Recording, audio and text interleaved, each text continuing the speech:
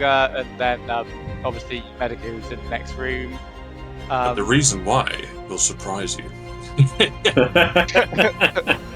Even bewitch you. We now possess another vestige, and this vestige is a hollowed-out mammoth horn with wind holes in it and runes carved into it in a familiar yet undecipherable pattern. Although we Similar to the did runes that we've decipher that the runes say the Enshitinator. Did we? Don't remember that. Yes. Yeah, I don't remember that either. There was a note with it, wasn't there?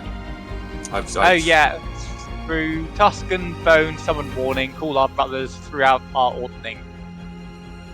So upon reading this, Unger took the tusk into his hands, inhaled deeply, and blew a full lungful of air into this mammoth horn, which begun with a sort of raspy noise as bits of debris and dust were kind of expelled from every orifice of this thing, and eventually became more resonant and deep and guttural, and so resonant, in fact, it was shaking the room and shaking everyone's bowels as well, and so deep that it really caused evacuations of several party members' bowels as well.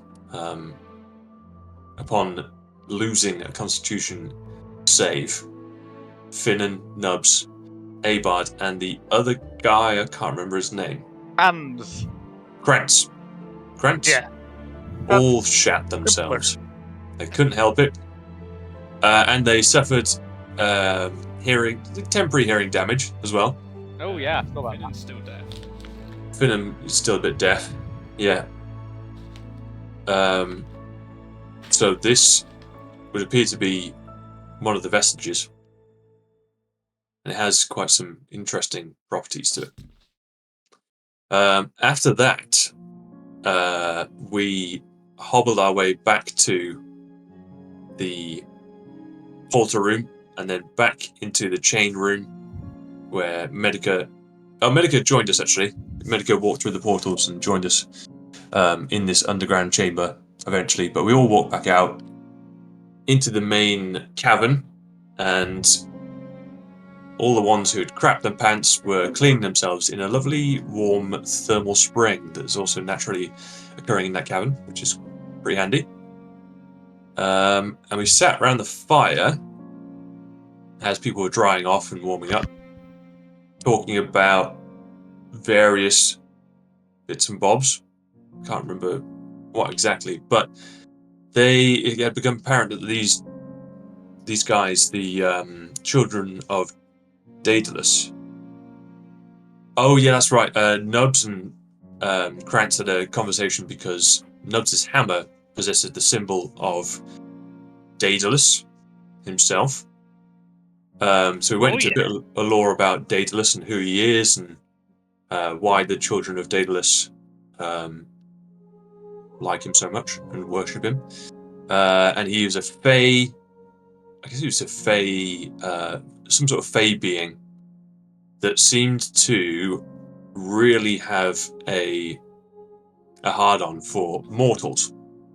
Literally. He's fucked a bunch of them and fathered a lot of children with mortals in the regular realm. And potentially, one of those, at least the, what would you say? Someone a bit further down the bloodline of one of those progeny could be Nubs. It is Maybe. possible. It's possible. We're discussing the possibilities of that and how Nubs came into possession of this hammer through his grandfather, how his grandfather came into possession of his hammer.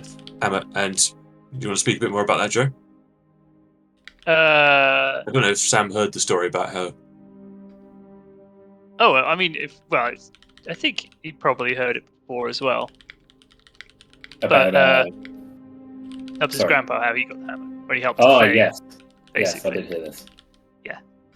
Or helped someone who didn't know his friend. Yeah. Like now the postulation is like they became lovers at the end. Yeah. Maybe it's not his grandfather, but actually his father or something. Who knows? Yeah, so Sorry, that's just the short of it, basically. Nubs' grandfather clapped some fey cheeks and is now in possession of this hammer, and this hammer has found its way to Nubs. And everyone was very interested in it because it possesses that symbol, and I think that was kind of it as far as talking about that. The fact that Daedalus had a set of tools. There was a chisel, a hammer, something else. Step ladder.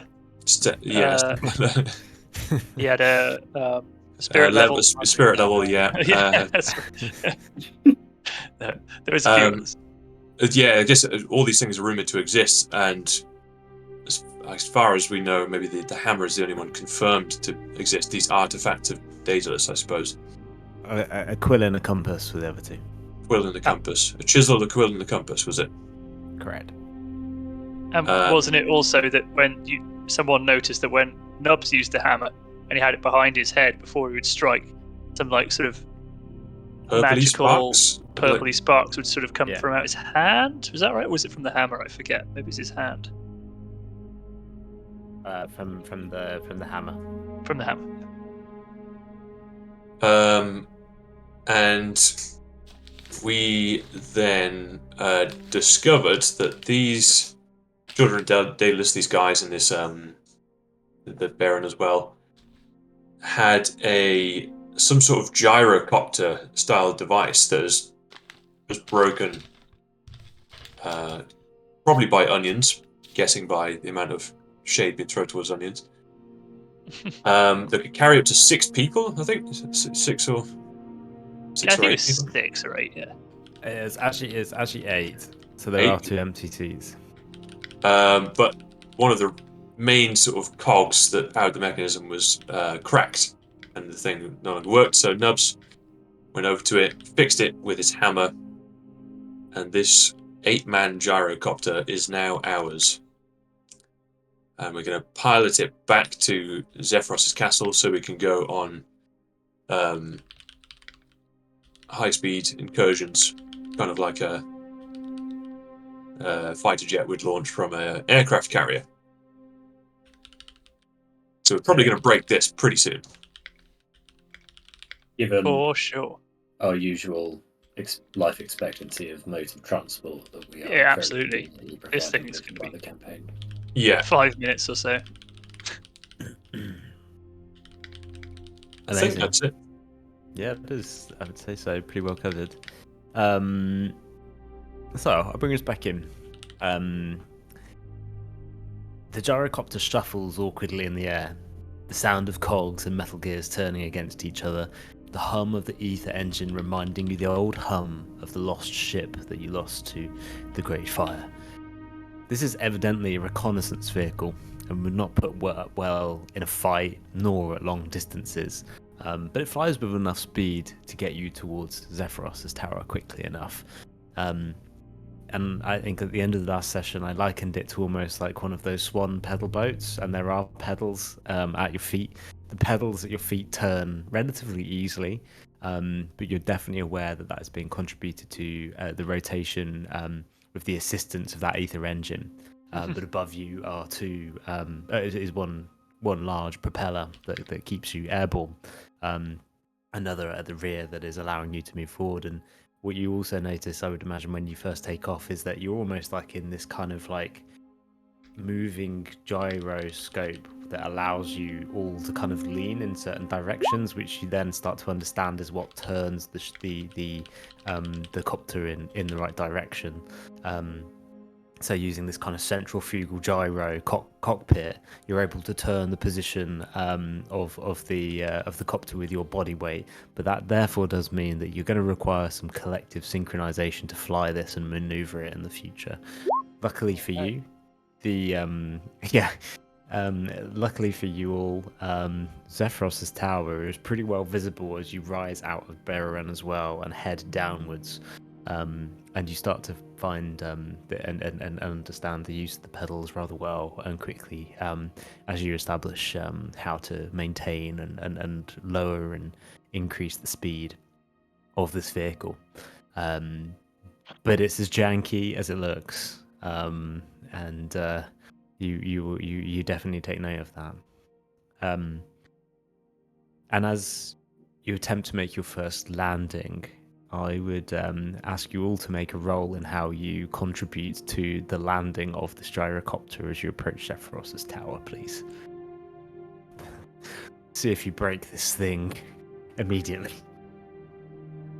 Unger, instead of pedaling forwards, his logic is to start pedaling backwards. Now that we're approaching Zephyros's castle, and he's going to make a intelligence check on this.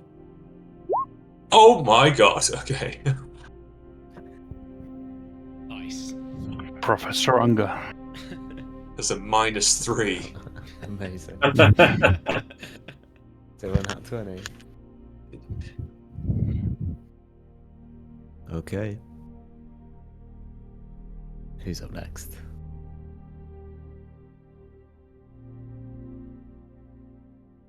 Trying to get that image back that there's in general chat. If you scroll a little bit up before Hank Hill's, just after Hank Hill's ass, there is the picture of the gyrocopter in general chat. Oh yes, there is. Sam. Yeah. Oh yeah, there it is. Yep. Beautiful. How many sets of pedals are there? 8, so there's 2 unoccupied.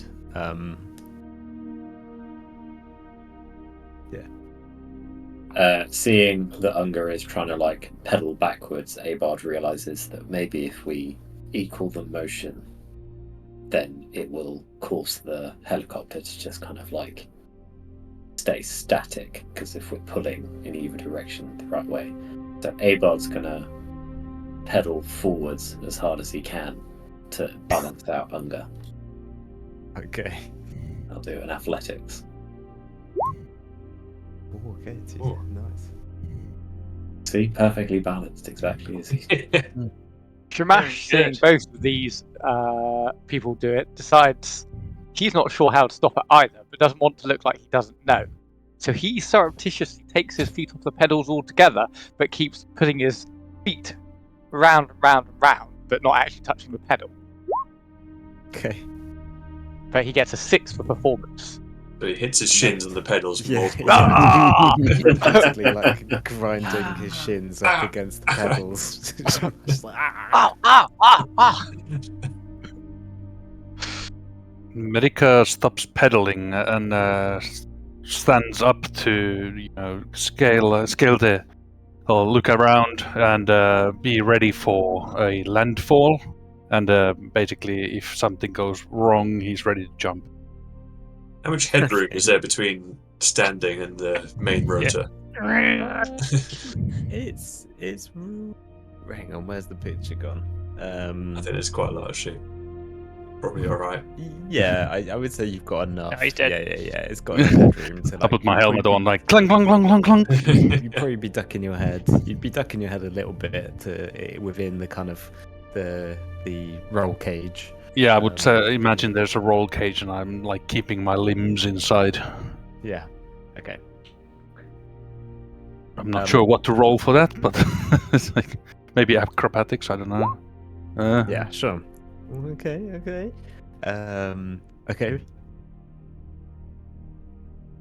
Been a nubs. There you guys. Finnan, if you want to go. Yeah, sure. So Finnan is working with Curry. Finnan doesn't actually want to be pedaling because I imagine the pedals are a bit too far down for his stumpy ass legs. So he's trying to get Curry, but Curry's like using his arms because that's where he's most powerful. He's like just going full speed. That doesn't really understand that we're trying to land, so he's just like, ah. Finnan's just cheering him on. Okay, what are you gonna roll? I imagine that you'd all be at least of the understanding that you're trying to land it. Okay. But Curry may not, but Finnan you would. Nice. trying to find my roll 20 when I managed to like lose it amongst. Apology. A new tab and do a nightmare. Finnan is gonna roll.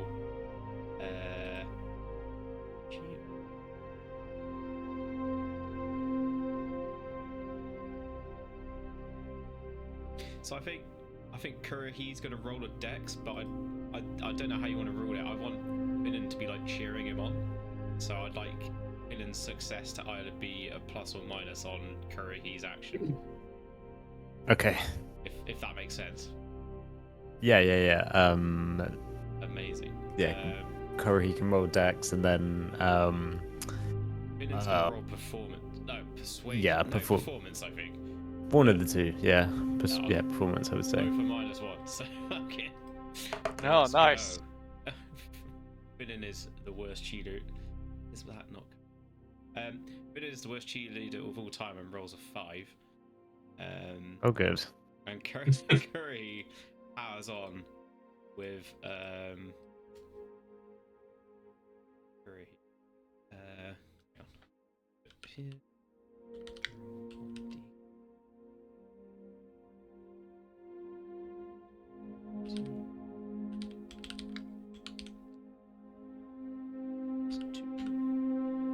Oh my god!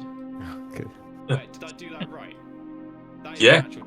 That is Yeah, natural yeah. 20, right? Oh, Yeah. Curry. Sure is. Yes. Wow. Unbelievable.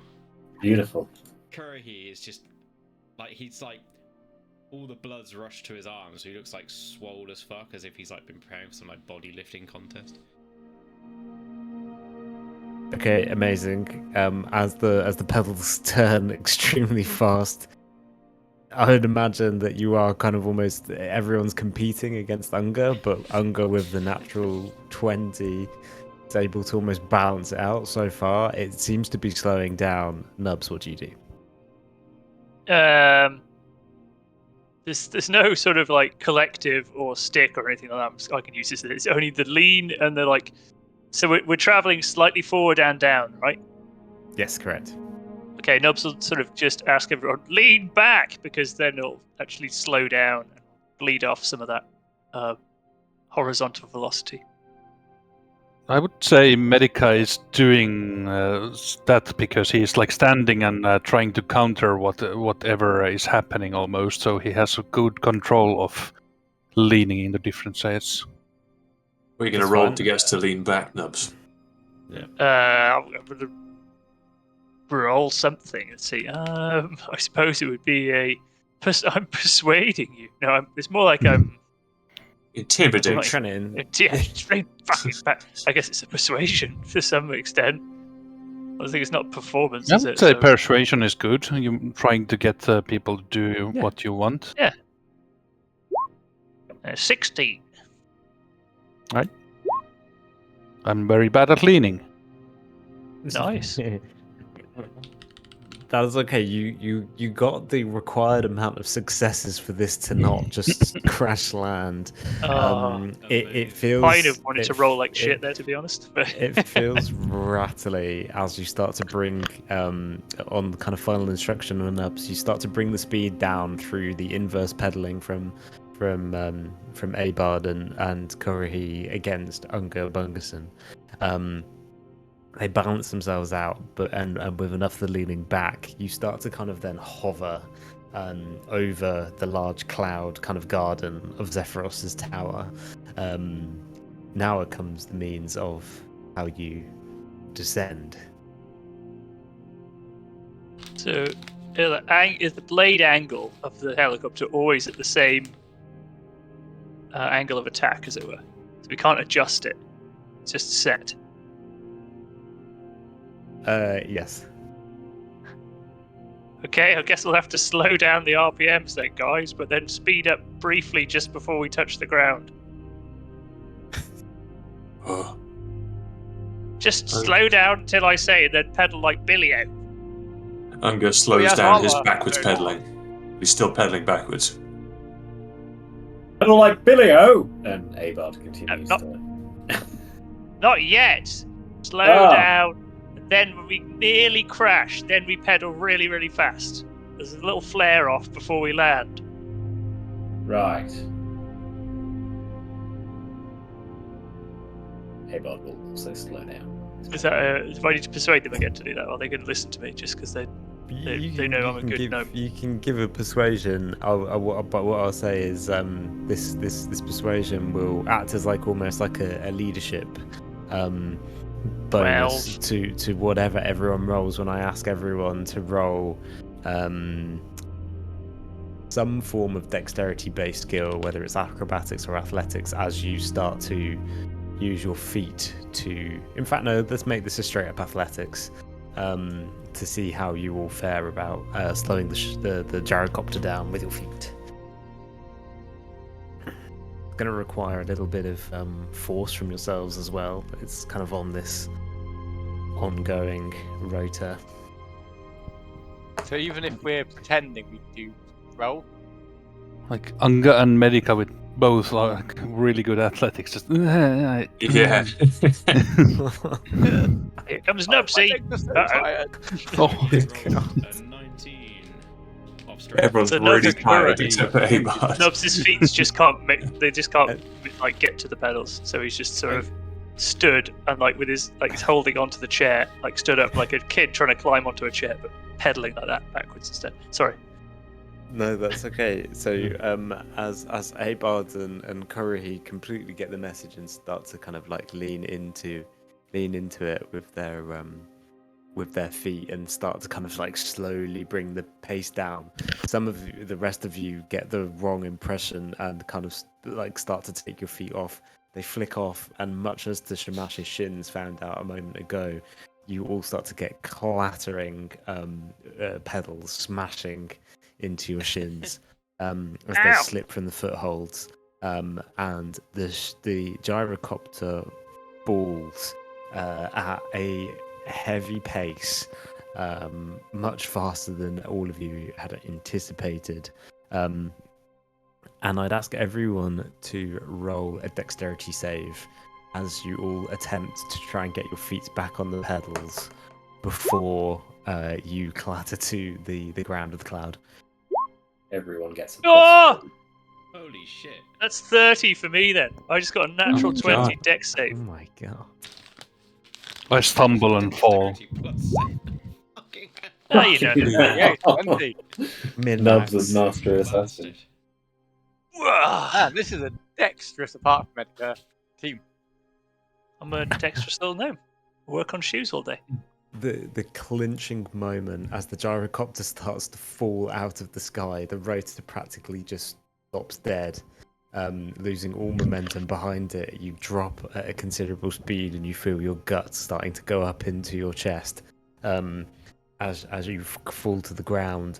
Luckily, somehow, with Nubs's words ringing through, and I guess everyone's kind of screaming and shouting, the gyrocopter starts to come back up into some pace, and just before it is about 15 feet off the ground, starts to level out and settles down onto the cloud, before kind of bouncing slowly, several feet veering over, as the angle from all your bodies flinging around in the gyrocopter start to move it. However, the gyrocopter itself seems to be still intact. The sound of the ether engine starts to slow down and settle. And out of the castle staggers the form of Zephyros. Next to him, Sirak of Suzail.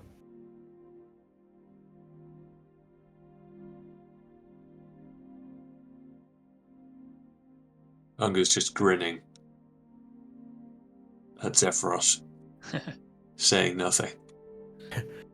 We blew up the last one of these that we had.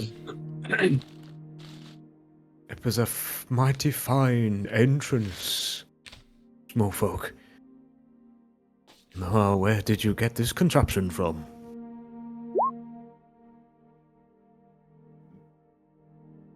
From the children of Daedalus. They'd had it in their possession for a little while. But they said we could borrow it for some time. So we're having a bit of fun. Trying to come for a ride? I don't suppose I would fit in this relatively small contraption, nor does it look safe enough to me. Thank you for your offer, though. You're welcome. I don't know what else to say to that, really. Were you successful in your journey? Hunger? Show it to him. Hmm. Then Nubs covers his No, ears. not your immediately. penis. Hunger lifts up the mammoth horn proudly above his head. Like a sand person after shooting.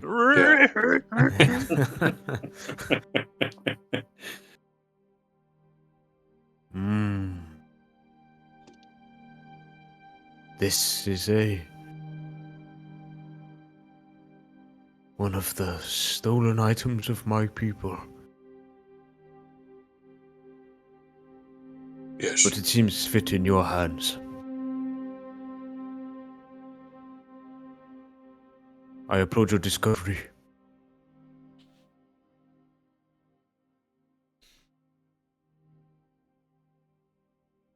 And with it, what do we do?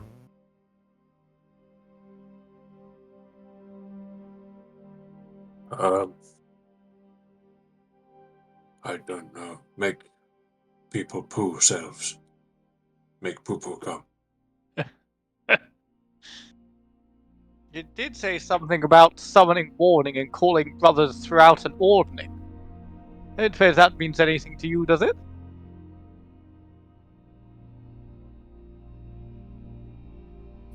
Beyond what I have told you all before, the Ordning is my kinsmen together as one. So would you say that this tusk would call your kin together as one? Maybe, if blown by the right lips. Otherwise, it looks just around. makes you shit yourself. Nubs still has his ears covered. He knows something. Abard has just like unclipped a butt plate from his suit of armor and is just and just continues. Oh, he's got one. Nice. Sounds a little bit to me, Zephyros, like what we need to do is assemble as many vestiges as we can do, put them all on one person, maybe the chosen leader of the party, the one that we find the most, worthy of power, and try and make an appeal to the giants with a little toot on this old blower here.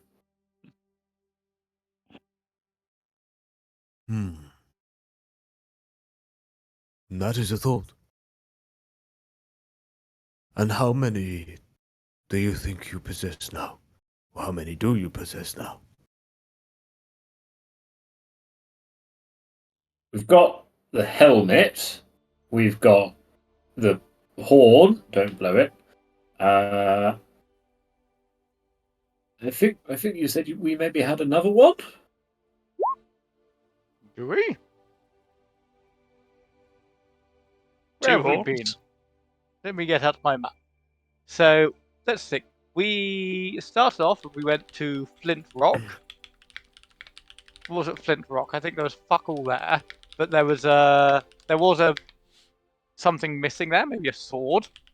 Then the grandfather tree, Hunger and I went in, and there was missing suit of armor. On Stone Stand, well, that's where Medica got his hat, isn't it? One Stone. What was it, One Stone? Stone Stand is where we all got electrocuted and got the hat. One Stone. Does anyone remember what happened at One Stone?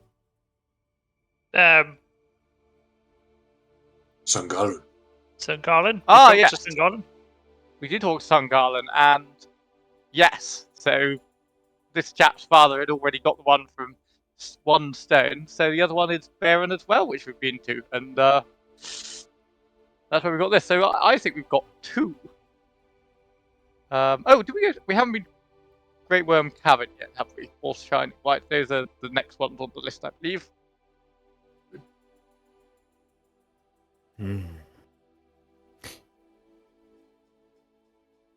Zephyros looks back at you, Abod. You mentioned the giants. I have been thinking.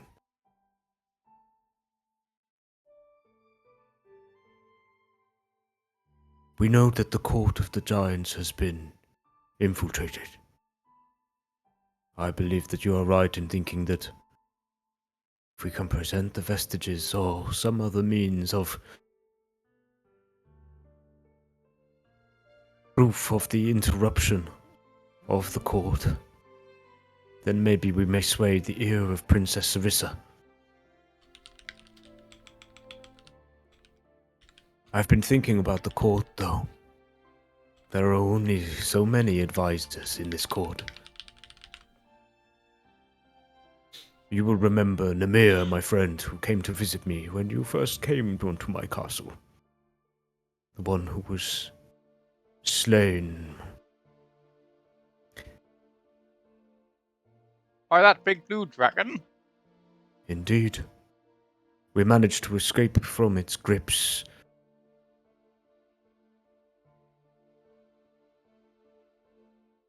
But I've been thinking about the rest of the court. I think it is important that you know their names in case it would ever arise. King Hecaton had 6 key people close to him. Namir was the vassal and ambassador of the king.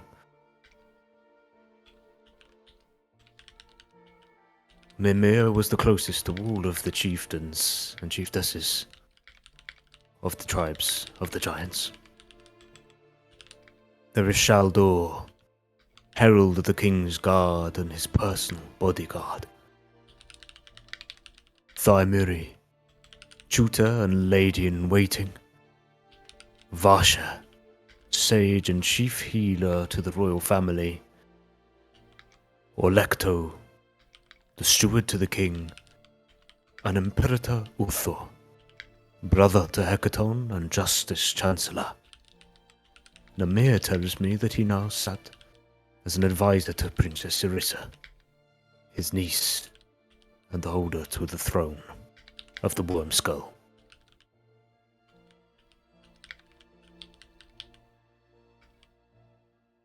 Sorry, One of these is a... No. Namir, there's a second one that had a very similar name, which is quite confusing, frankly. Shaldor. Namir Shalder, Simmery, Vasa, Orlecto, and Imperator Otto.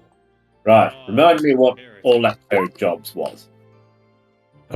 I have just imprinted the text in your minds. Oh. Ah, I see it now. Very nice. Why Oh, the spelled these text all terribly wrong? is missing an N of Namir. Emir. Oh. And Nimir. Emu. All of these would have had close proximity to Hecaton. If one of them is indeed deceiving, then I believe it is important that you know their names in case any clues arise. the king's brother is now advising the queen or holder of the throne. Seems most suspicious to me. Can't What? trust brothers. Oh. They tend to run out. Oh, fuck. This Shaldor. If he was the king's bodyguard, surely he's not trusted at court anymore, seeing as, you know, if I had a bodyguard and I died, don't think I'd really want him continue being my bodyguard. Zephyros kind of lets out a shrug. I am afraid I have never set foot in the court since Hecaton's death. I know all of these giants. However, I would believe them all to be true and trusted. Shaldor would have not let Hecaton go unless Hecaton had good reason. Perhaps this insinuates the depth of the lies within this court. How did Hecaton die again? I know he stormed off angry after his wife's death, but was it him whose body was shown blew up on the shore? Is that right? I can't remember now. No, so to interject as DM there, Hecaton, you understand, is not dead. Hecaton Yeah, is that's a what I prisoner. thought. Yes. Hecaton is prisoner. Yeah. Queen His Neri was Neri is killed dead. and found on the beach. Yes. And you would remember from your kind of interception in Gaud's mind that his society was that Took him. killed Queen Neri and also used it as a trap to capture Hecaton. Yeah, I remember that.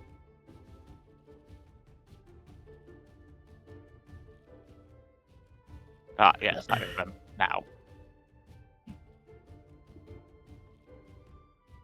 We Nubs was able to, we think, get into the court shortly a while ago. Did you hear something there about Princess Sarissa and whether or not there might be some intrigue? In the court? Huh? Snow's just looking. When we used the conch to travel after we killed Chief Gur? And Yeah, I Abard- went on a wicked wild journey, alright. You Yeah, sure Abard- did. I sure did. Abard is talking to Nubs, but actually looking directly at Shamash. You remember this, Nubs? Yes, I do. But why don't you tell it to me, Shamash, just so I make sure I remember the same way you do? Why, you picked up the conch that was on the floor ahead of you. Yes, there I was a did. glow of purple all around you. You almost vomited everywhere, but you didn't. And you noticed right. there was a golden symbol, moist walls covered in bioluminescence, nails all over. As you went down a spiraling staircase to the east, there was a geyser bubbling in front of you. I remember you telling me this in detail, Nubs. Yeah. You said When you were something as about you a purple rock and That's right, as you were staring out the corner, there were huge shells, 20 foot high, and you heard a darkened room with voices, arguing, bickering throughout the room. 2 female voices, screaming and shouting about their father.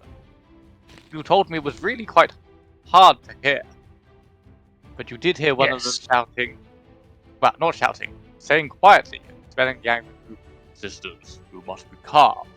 We are to take his throne. We must become He is in some cacophonous alien structure if he decides to listen. Then you heard Unger coming from the conch, so you put it to your chest so they couldn't hear. As you were listening on, you heard a bit more. Voices became a whisper. 2 younger voices nervous. The other voice was confident but quiet, commanding. Why do you bicker? We can't hold our nerve. Enough of this. Have you heard anything from Purple Rock? No response, they're quiet. Nymeria goes to meet them tomorrow. What will you tell them? Everything is going to plan. Good, stick to the plan. It is late, sisters. You should rest. As you put your conch to your ear, don't you remember you told me this directly after? You heard the same sounds before. And after that, you appeared in front of us. I remember seeing you, and you violently vomited all over Finnan's feet. And then you passed out. Yep. That was it. Precisely as I remember it. Exactly. The voices you heard, they were male, Yeah. female? Oh, that's a good question. They were female nubs. They were female, of course. Yes, I remember clearly. Why don't you write that down and pass it a note to me? Why I passed that note to you quite some time ago. I About must a year have and a half ago. misplaced- I must have misplaced it. I believe I did have that note written somewhere, but I can't seem to find it. Well, I'll write it down again on some more paper. Oh, wait. Maybe it was in this piece of paper I have labeled, "What is app?" Maybe that's where it was. But yes, if you could send... Nubs, there it is, lovely. you would recall that all the three voices you heard were all female.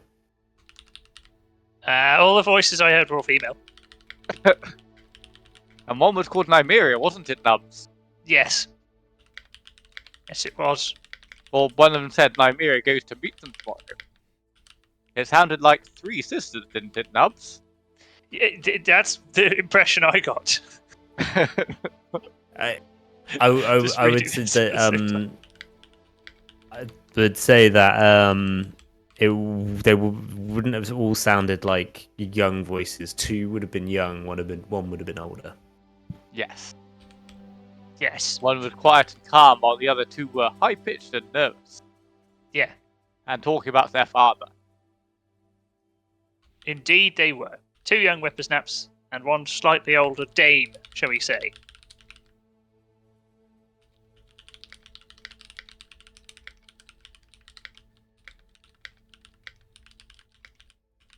Oh, How many Zephyros. daughters... And Zephyros, I think from the question, Hekaton has 3 daughters. Sarissa is the youngest. The others are Mirren and Nim. Nim for Nymeria.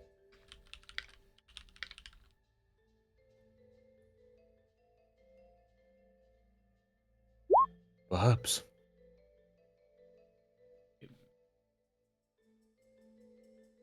Finnan's trying to like mouth out the names to Kurohi.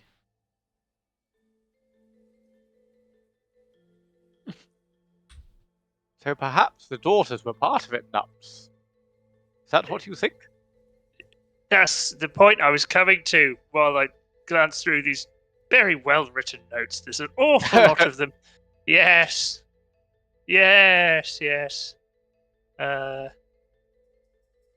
that's right. They were in coots. As far as I could tell. Where I come from, Zephyros, it's always been a tradition that the eldest child should inherit everything. It's actually quite critical to nobility and feudalism. Why is there so much power given to Princess Sarissa if she's the younger child of the king? Is that a point of contention? I have no siblings, so I do not understand the elements of sibling rivalry, but I can see how it may be contentious. Sarissa was like her mother when I met her. Calm and relaxed.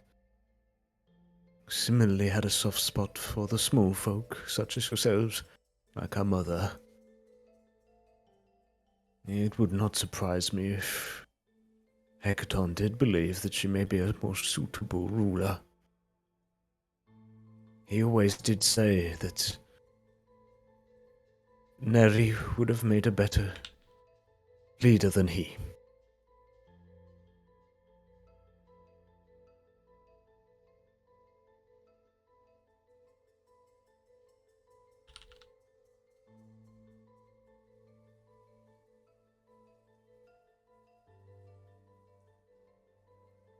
But it is what proof we take to this court that is important.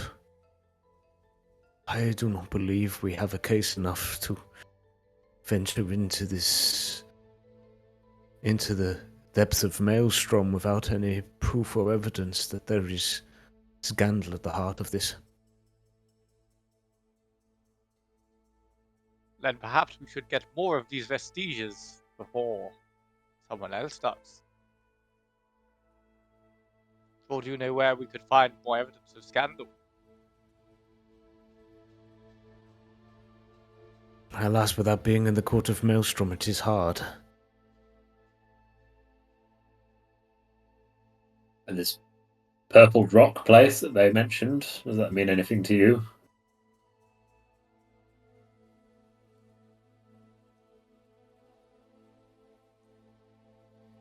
Do you have a map?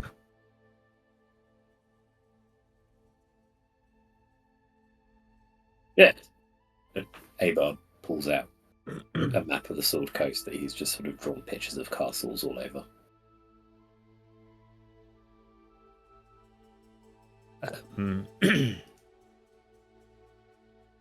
As he leans in,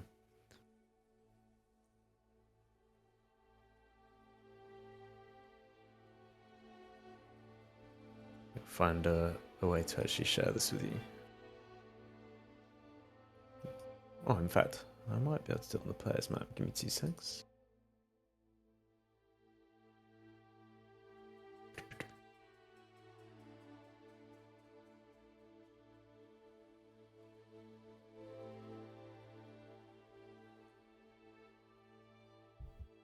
Huh. It's not on there.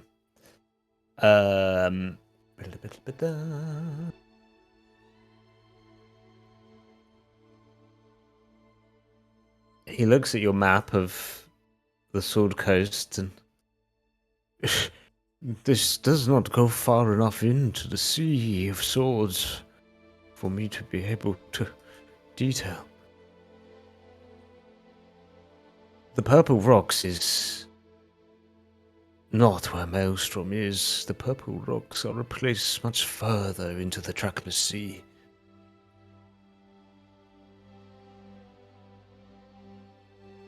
It means the rocks closer to the coast. The means of accessing Maelstrom is not by any means of which it has a location as such. You must be invited or summoned.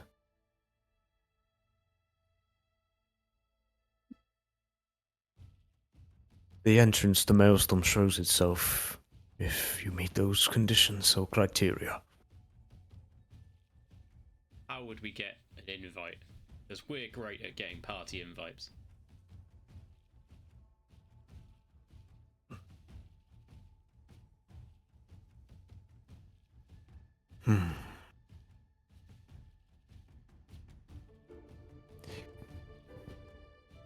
Perhaps I may write or find some means of building connection with the princess.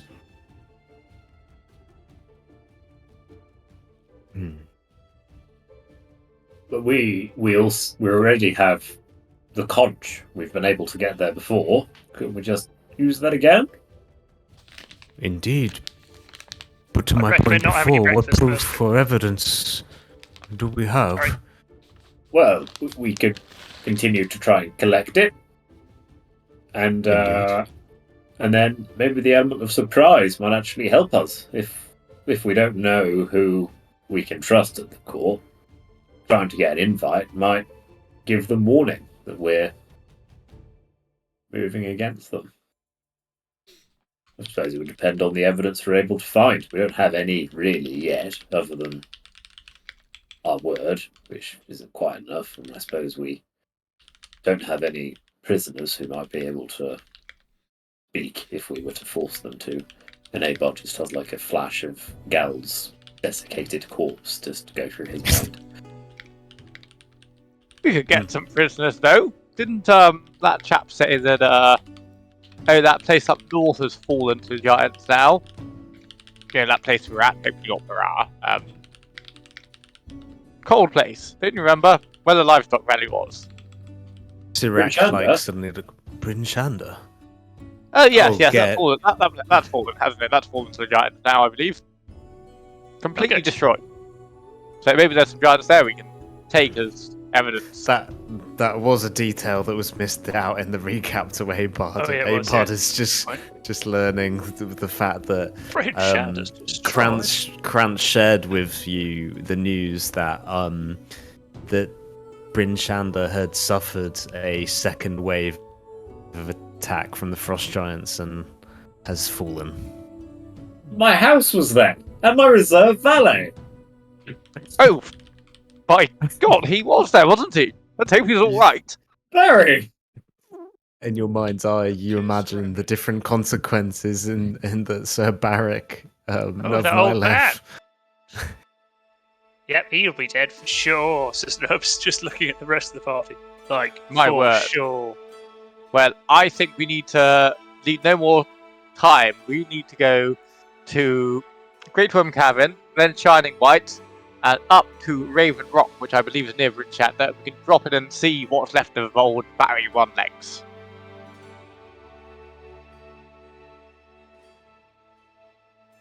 Okay. Does that sound reasonable? Yeah, I suppose. Oh, you've got a better idea, have you, Nubs? Where do you think we should go then? No, it's just, I mean, it's like, it's already destroyed. You know what I mean? I know, but yeah. we'll be going past all the way to Raven Rock to get another prestige, so might as well drop in. Yeah, I suppose. No, you're right. After poor what's-his-name died, you know, Dave and I are going to be struggling a bit. I'm going to have to make my own tea. Oh, I just have to forego it entirely. Right, well, there's not a moment to lose. Sephiroth, are you keen to give us a lift? I'm afraid that I may need one more day in order to bring my strength back up. That's right, However, Sephiroth. We can have a little cookout with you tonight. Have you got any food in? I can absolutely. Well, Sirac reminds. It's all right. I'll go to the kitchen. of- No, it goes Yes, off. yes. Starts rummaging around. Yes, and you recall the fact that there is a lot of food left in the storerooms that Sirac has found and built up. But as you kind of go, Zephyros kind of stops you, Abard. I think our plan is the right one. We build our case and use the element of surprise. My presence may help somewhat, but I think they will listen to you. You have a good way with words, small man. Thank you. We'll visit the small comment later, but yes, I think I could certainly make my voice heard in a crowd. I've often made a case in court, so yes. Very good. I will rest. On the morrow, we will take back to the skies. What one final question, Zephyros? Oh, yes. Princess Harissa, she's unwed? All three daughters of Hecaton are unwed, yes. Ah, available for strategic alliance. And Abad looks over at Unger. Just Unger looks at Abad with the Shrek look. He goes,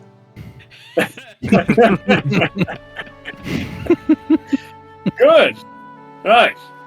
Unger, Splendid throughout the move. entirety of this campaign, has been gathering ingredients for something for just such an occasion. Zephyros looks confused at the line of intrigue and questioning. I go to rest. Enjoy your day.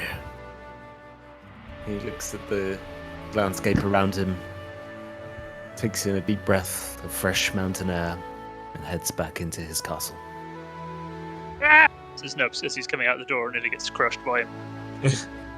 Bloody hell. Ahead of you, you have a day of rest. You may use this how you see fit.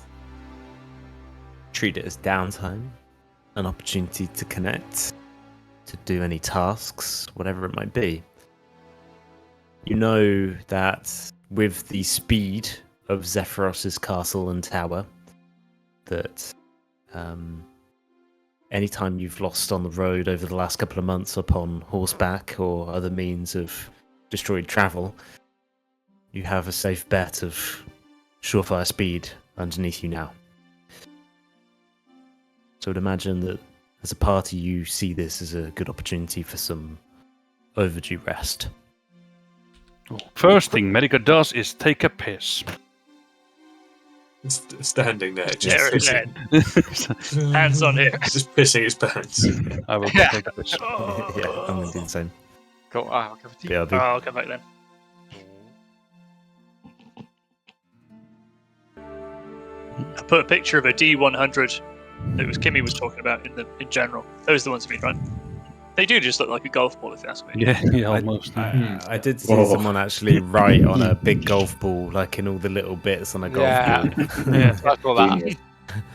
I don't know how you'd know which was the one it lands on, though, but Right, exactly. I think it's even tough with a D100 like this. I suppose one will Yeah. always be completely at the top, but still.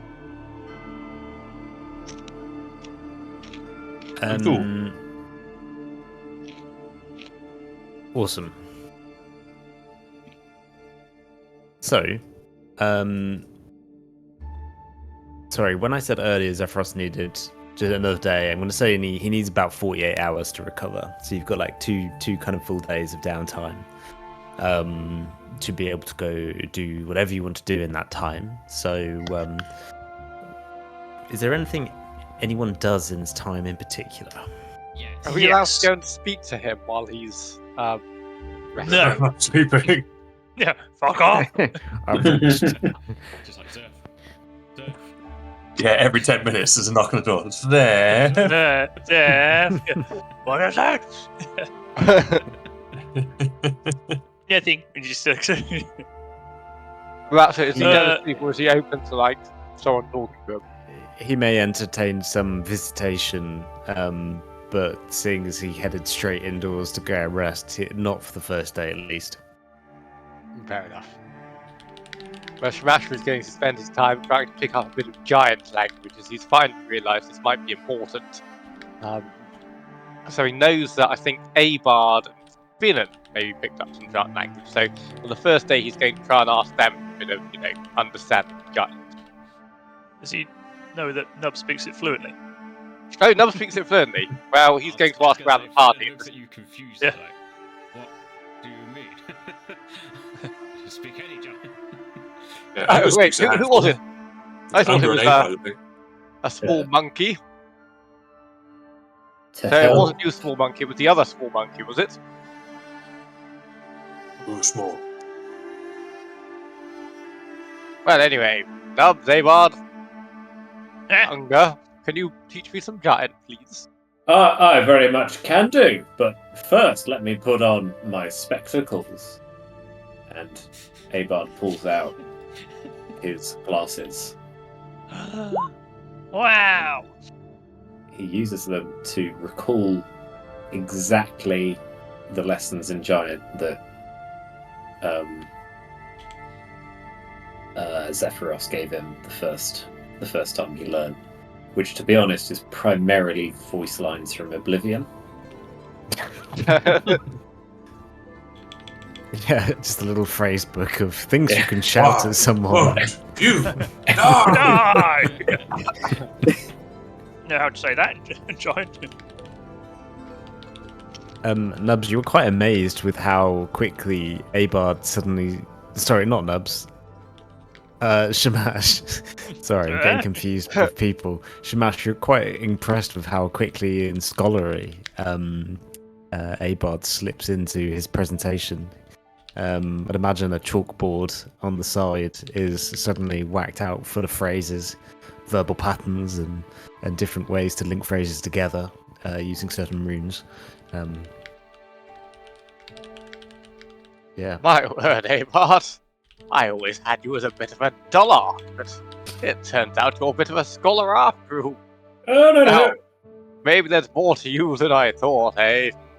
Mumsy You just quietly up there, do you? Yes, Mumsykins helmet is sort of, doesn't raise any scrubs. So, yes, my schooling was a very important part of my life, and well, got to take pride in it, as Abard zips up like a really fancy but tiny pencil case with Oh, well, two obviously children's crayons in it. I imagine Perhaps- the pencil case is made of armor. Perhaps we could speak of the evening of some of your other learned things. I'm always interested in picking up more knowledge, though. Oh, well, I'm fluent in Elvish. No, I know that. Lots of knowledge of history, but no, maybe we could have a little brandy and talk of our studies. You've always struck me as an educated man, Shamash. Where did you learn? Well, I had a private tutor. He came and told me many, many things of history and art.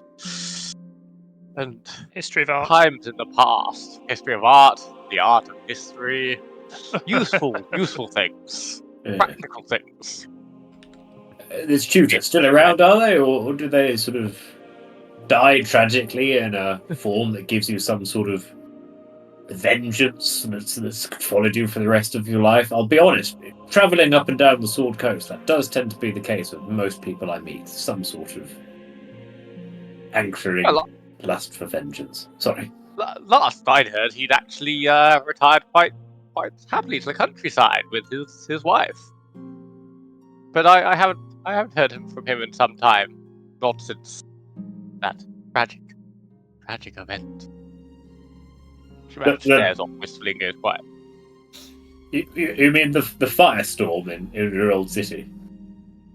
Yes, the firestorm. The children burnt. The screams. Oh, the screams.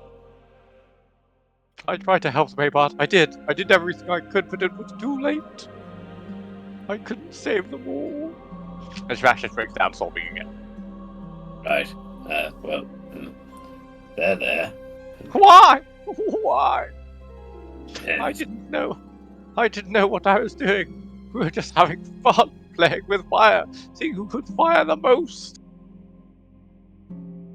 So you were there when the firestorm started as well, then, not just there in the aftermath. No, it was. Well, I haven't told anyone this. It was my brother and I, Midrash. We were playing. We were trying to outcompete ourselves, show who could do the largest fire breath. And well, one thing and another. I don't really remember what happened next, but suddenly we were doing it behind the barn of one of the human schoolyards, and it was a warm summer. It was a dry summer. We had spent many a time down by the river, but we thought, let's try to impress these school children. Little did we know.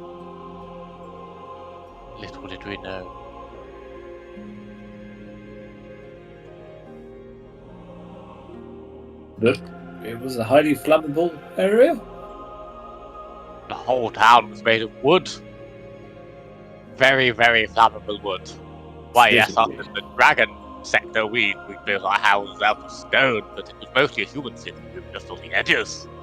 We built vast pallets of stone, but they didn't spread time out. No, they built it out of wood, and paper. Burned for 5 days. 5 solid days. Ashes fell from the air like snow.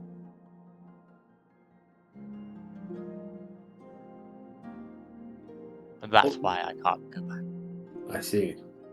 What happened to your brother? What did happen to Midrash? Well, he blamed me, of course. I thought we'd get away with it, but he went back to Mar and said, Shamash was behind it. Shamash lit the fire. But it was both of us, really. Was it even me? No, of course it was. Otherwise, why would they have kicked me out? Yes, we were there. All those years ago.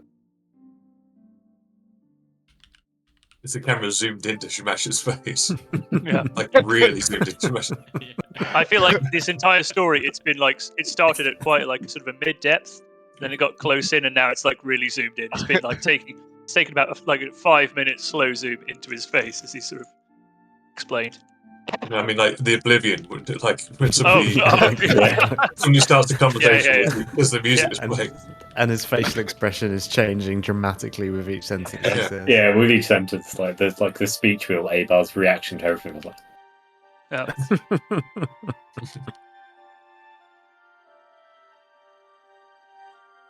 "Oh, thank you No, I for- don't know what came over me there.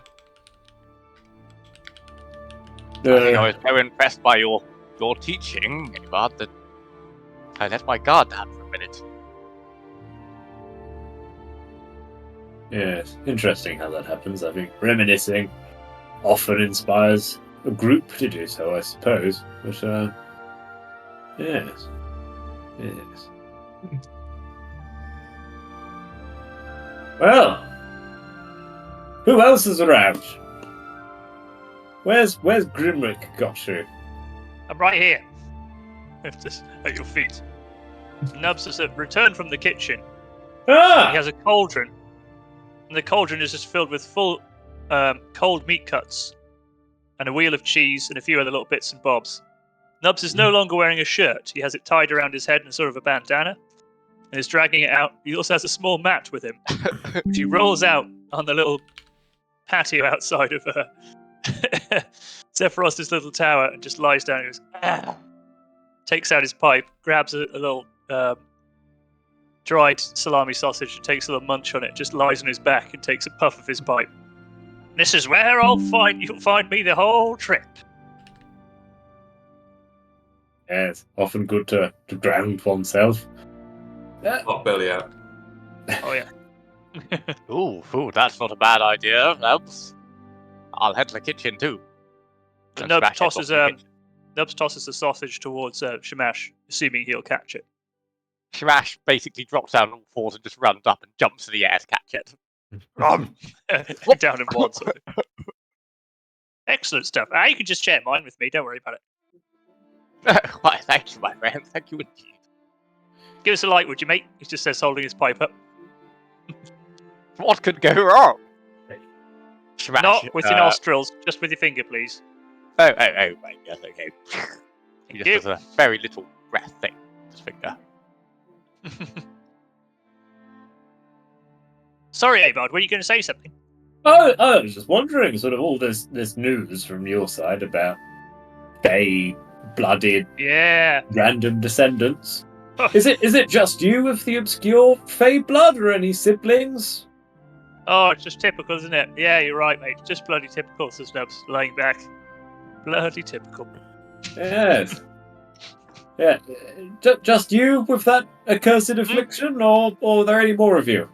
Oh, you mean I have any siblings? No, it's just me, Yes. mate. Just Just you. me. Right. And lonely childhood, did that encourage you to go and venture out into the world?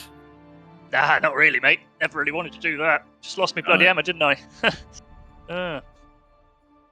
Yeah. I myself lost the family home. Get it back soon. Who knows? Yeah, probably. Yes. Says Nubs, probably. Right. You miss the family home? I do. Oh, no. Nubs, do you miss the family home? Oh, I mean, I'm sort of not very welcome in my village anymore. Oh, Ah, I know that feeling. Yeah, so I was so distraught after losing Grandpa's hammer, I sort of forgot to feed the neighbour's dog while he was away. And the postman came round and put some post in his postbox, and the dog bit his hand off. Clean off. He was so ravenous. So yeah, not really everyone. I kind of got into everyone's bad books after that. So that was also another motivating factor. I was like, okay, I've got the hammer. I'll come back. I'll make things right. I don't think I can fix his hand, but something like that. But like I said, I feel like I can't just leave you guys, to nothing. Got to stick around and help you out a little bit. Surely. Well, it's no burning down a third of a city and orphanages full of children, but I can relate to that. I'm sorry you aren't able to go home, Nubs. Yeah, I mean, we've all got our dark past, haven't we? We sure do. I mean, I Right. feel like. Oh, sorry. Yeah. Bah. Yeah. No, that's all. Imagine with this Sirac kind of he's been on the outside reading a book and kind of walks over as you've all started kind of telling your tales. And with what you just said there, Nubs around can't just leave you. He kind of nods. I remember reading something like that in the libraries of Bryn Shander. The one who serves others benefits themselves. To assist others is to establish one's own well-being. It seems like you all benefit each other in some way or another.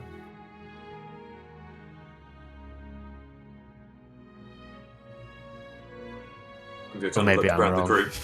Yeah. I'm going to look around the group, looks at his left hand, from which he's missing a finger, looks at Finnan, who's wearing it around his neck. I forgot about that. He kind of shrugs.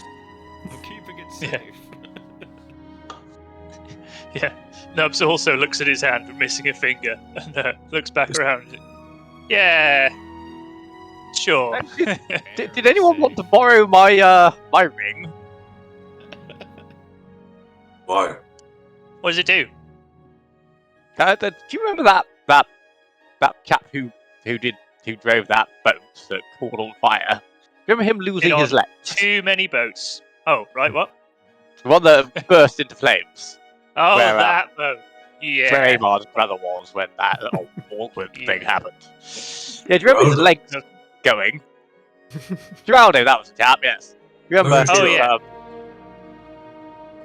I think we went to some nearby city, I can't remember, to be honest.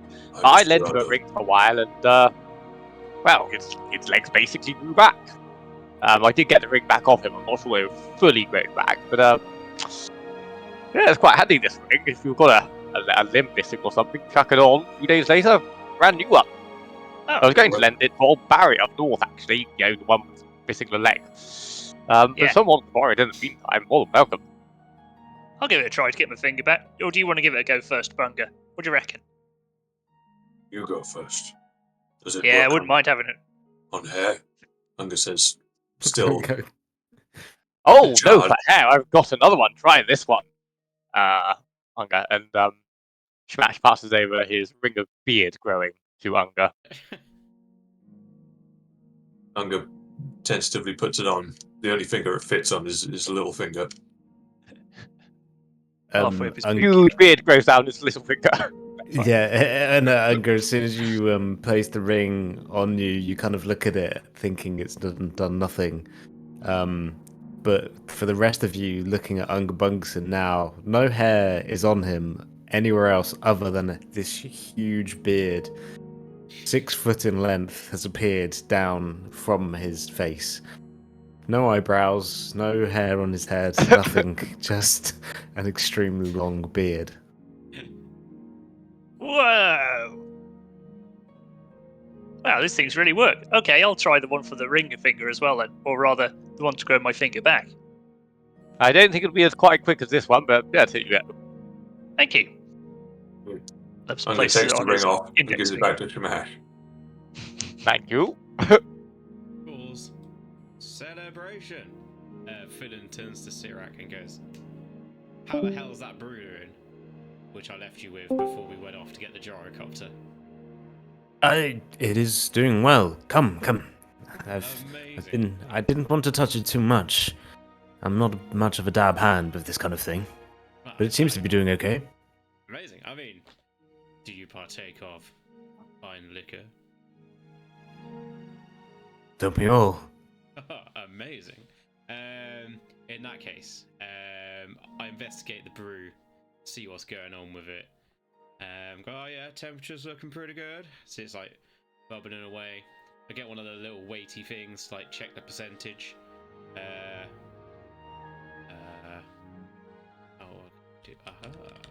As you're doing this, Oh my god, 76%.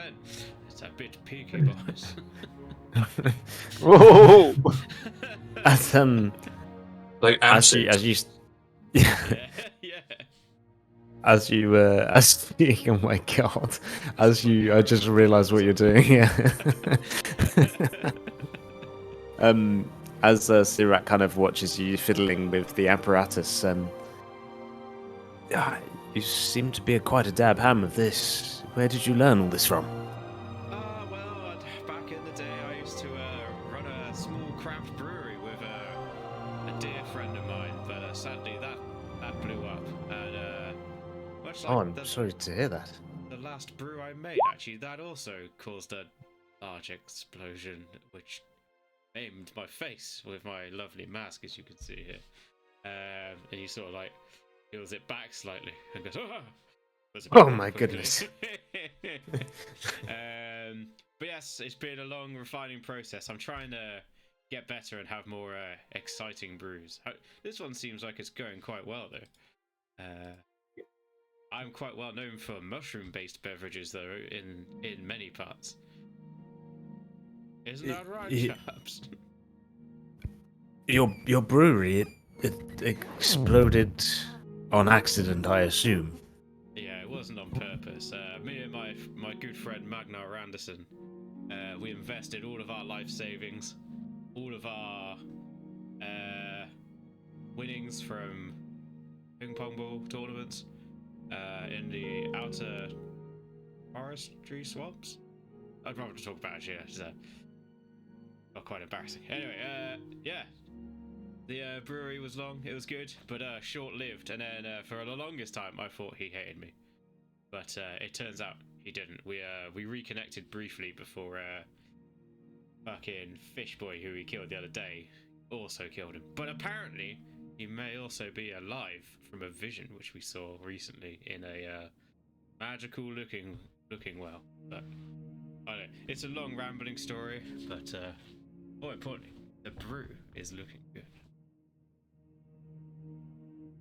No, I'm sorry to hear of your friend, but I am equally excited about taking a taste of this fine liquid. Me too. I have some. I think it's ready. So I was doing a Ron. If it was rolled over 10, I don't know. What does DM say? Sorry, I'm just rolling. What are you rolling for? See if it's ready. Brew's ready. There's only one way to find out. Everyone roll Constitution saves. Oh yeah. Everyone gets a +3. Hang on. I'm going to use my latest feature of as an artisanal brewer these days. Oh yeah. An inspiring toast for the lads. We've been through a lot, boys. Gyrocopters to flying castles, destroying giants and rebuilding small civilizations of yak-based creatures. In creating new religions and new friends along the way. This has been a marvelous adventure so far, and we will get to the end of it soon, I feel. Here's to the next outing of the low profilers and Sirak, of course. Huzzah! Yeah. Huzzah! Rah.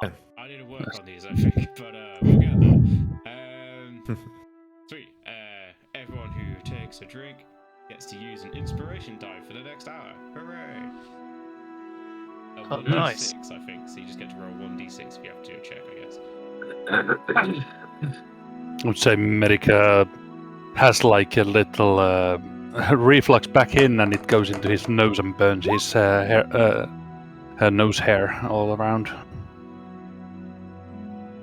gonna give some to Curry as well. Try this, mate. Oh my god. He inhales it. Or he can talk now. Does the party Well, at least- suffer at any least we can- hallucinogenic effects of this Yeah, 74% alcohol? 76% alcohol. 76%. Blindness. Yeah. Gonna say, with a 10 and a 7, Medica, you've both failed the con save.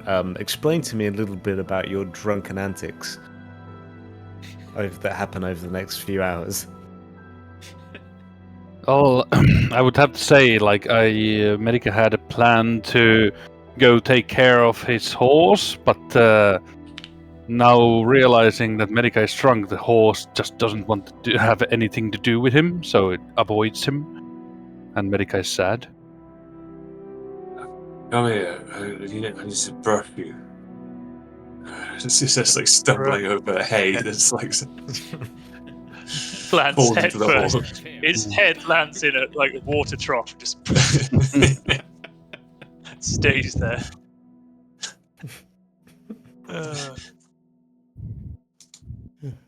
What about Nubs? How about Have you Nubs? guys seen It's it? just like- Seen Hunger Force when Carl gets drunk and he does that Led Zeppelin cover? Do you know what I'm talking about? Hold on, I'll see if I can find the GIF.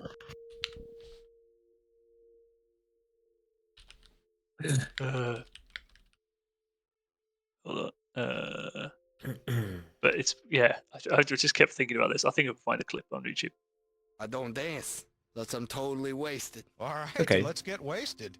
That's right. As the first night waiting for Sephiroth to recover his strength to be able to begin piloting the Cloud Castle again, the night passes.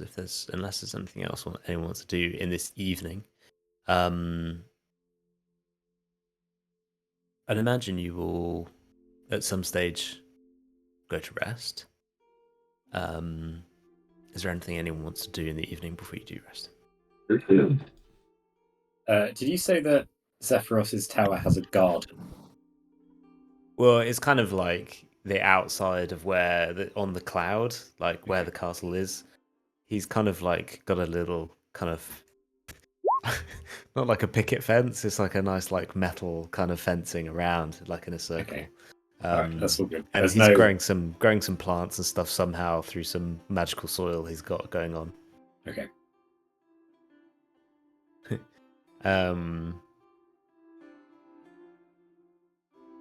Okay.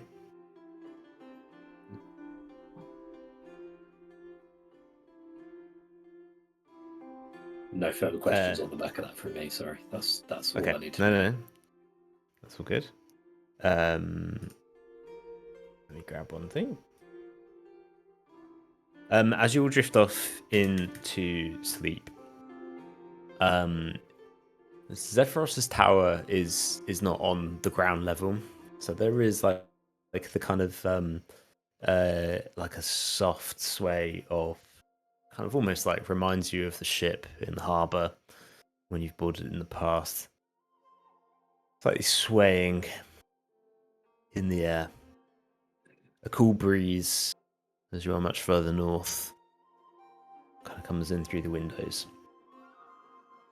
You will find appropriate rooms and beds. The beds are huge and could fit many, or if you prefer, there would be enough bedding for each one of you. There are many floors in this tower.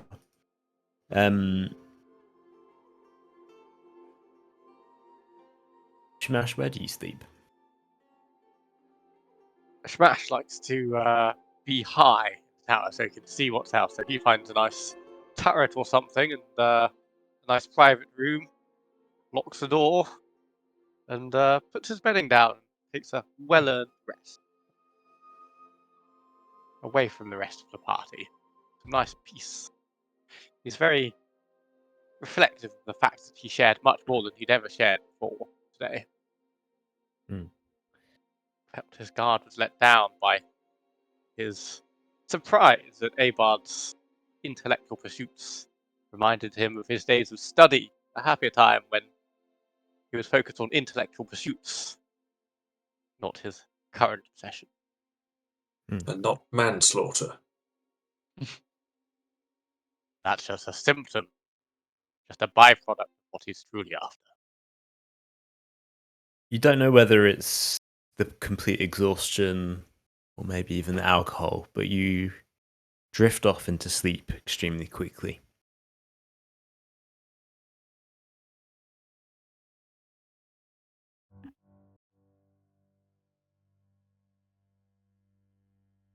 At first you think you've woken up and you wonder how quickly the night passed you by.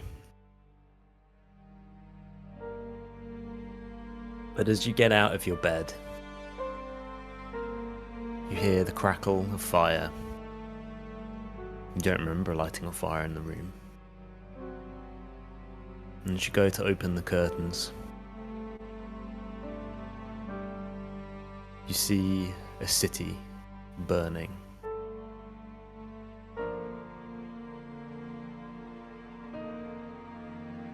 You turn and you're in a street. And in front of you, you see a body made of charcoal ash.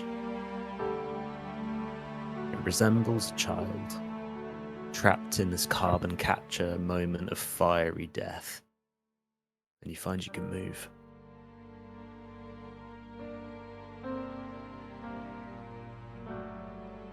What do you do? Smash goes up to the carbony child, tries to shake him. Wake up! Wake up! You're okay. It's just ash on you. You're okay. Come on, let's take you to your parents.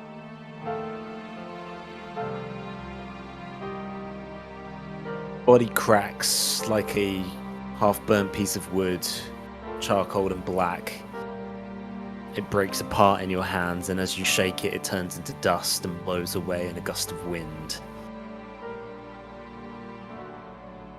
No. Any thicker remains crumble into a heap.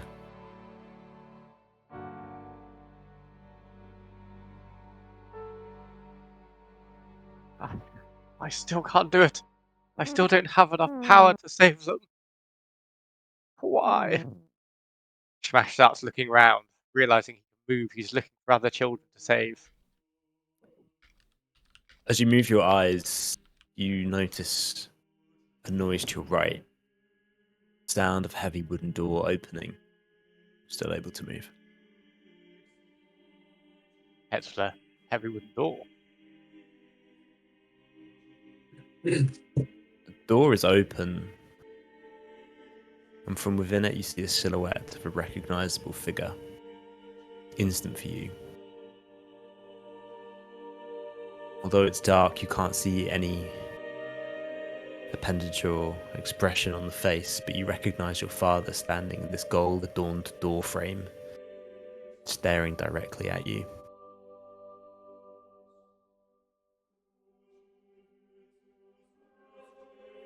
Father, I saw you before. I saw you in the darkness. Father? It's me, Shamash. Father? The words come out of Shamash. your mouth. The head drops in a saddened expression.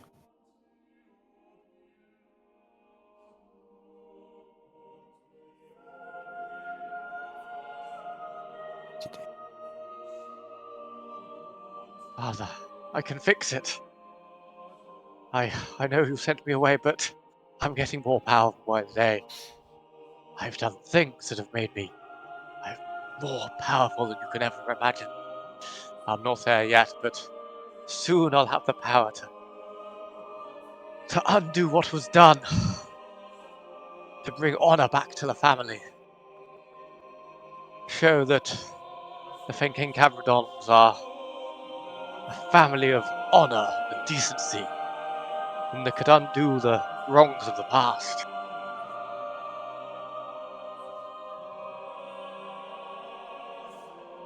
Father, why don't you respond?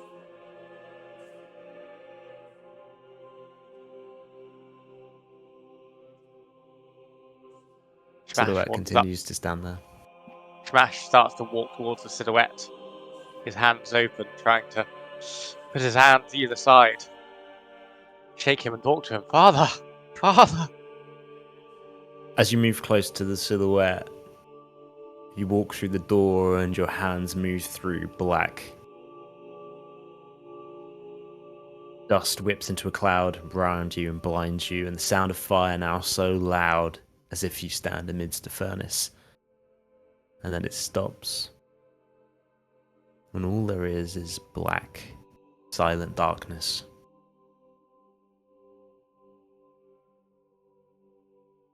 but the sound of fire remains.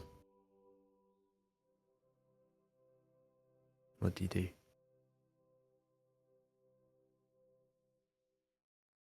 And light in the darkness. And Shmash tries to breathe fire through his breath to try and lighten up the scene in front of him, the darkness.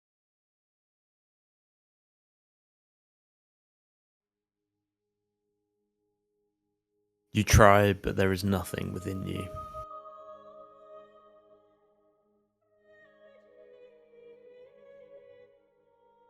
No fire comes forth. I am still so weak. I don't have the power I need. Why can't I do this? I need to work twice as hard, 3 times as hard. I must gather more souls. What I've done is not enough. Shmash tries to walk around, feeling around in the darkness, see if there's anything he can touch, a wall, something to give him something to steady on as he starts to feel weak amongst his legs and falls down to the ground, starts to put his head in his hand, starts sobbing gently.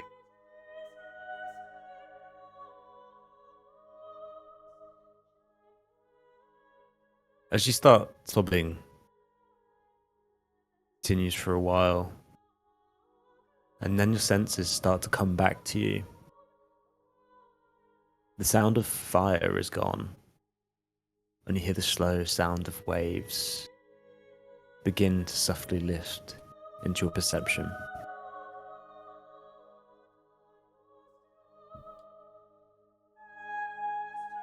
As you blink,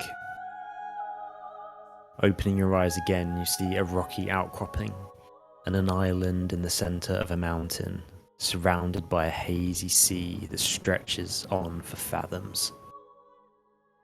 And you realize that you stand atop a rock looking out to this sight.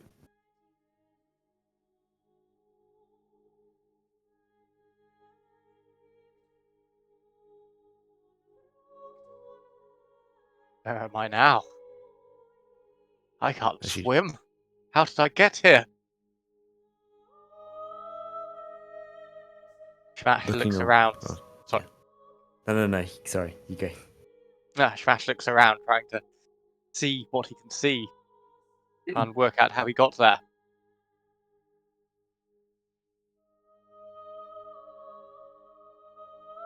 As you spin around to your right, you just see nothing but sea.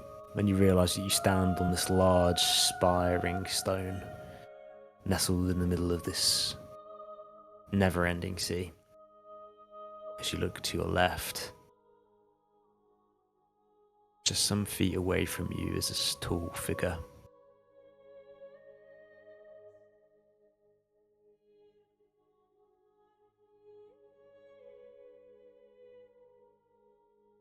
Hello, is it you?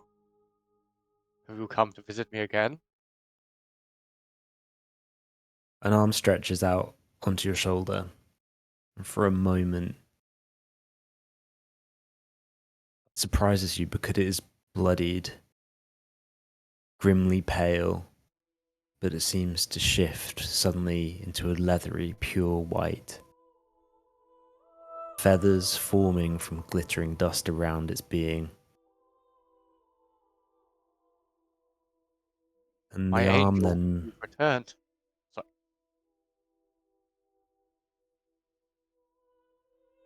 the arm moves around you and almost embraces you.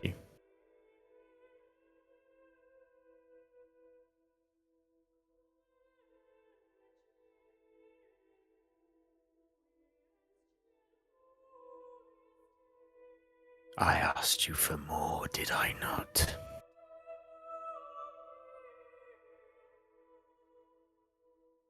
I have sent many more, even those who I was not fighting with. I sent their souls. That's not what you asked. You have indeed sent some, but not enough. You must find more. Be ruthless in your selection. This pace is idle, and my tolerance wears thin. I can take it all away in an instant. I save you. And for the first time, turns his head, but not enough to look at you. It almost rests it on your shoulder against yours. I made it all better, did I not?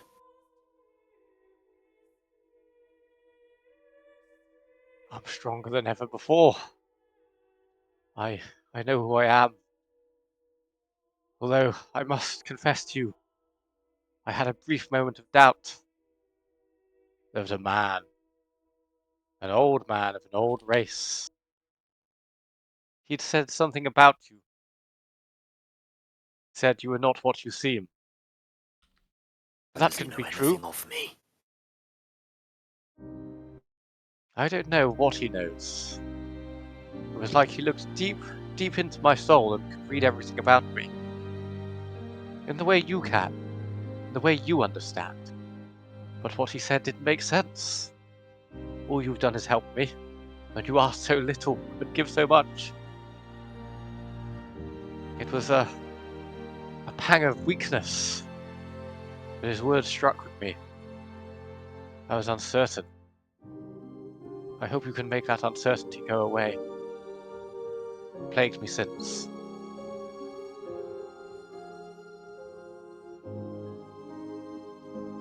What is there to be uncertain about if power awaits at the end? Your path is right. Keep following.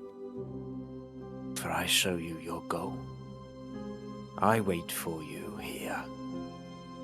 And his arm outstretches and points towards the mountain out in the distance on the island. It rests on you to help me free my father. And this is why I require you to bring as many souls as you can, for he will need his strength. I will meet you here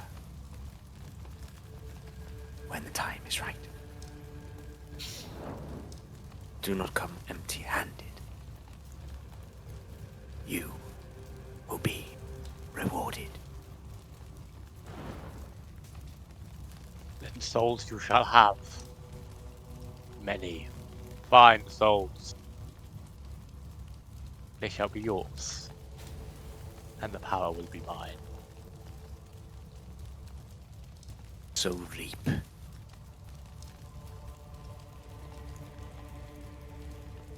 Be thine reaper, Shamash.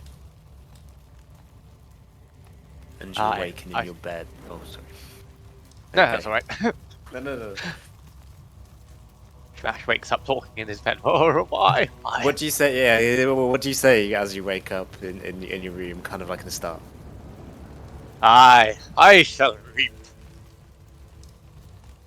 Reap for you, my master.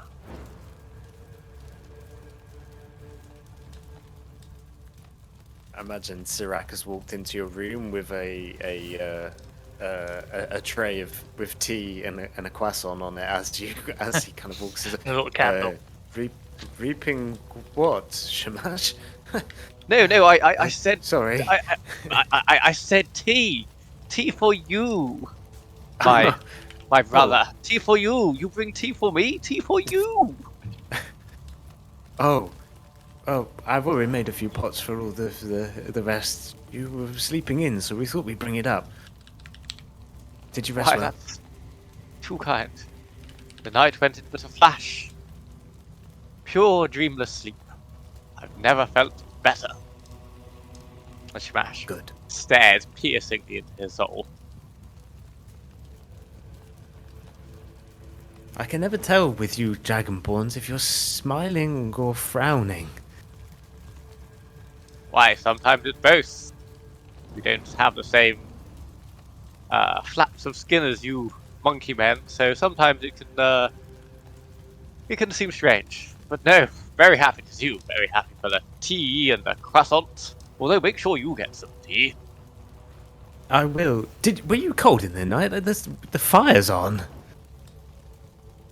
Oh well, yes, you know it's cold up here in the sky, isn't it? I lit it and put quite a few logs on.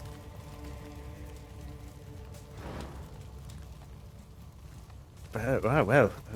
Anyway, we're all waiting downstairs for breakfast. If you want to join us.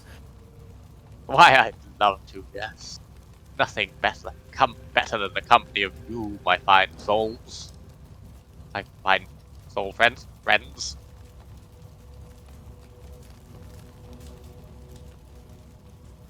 Sirak comes. See you downstairs then.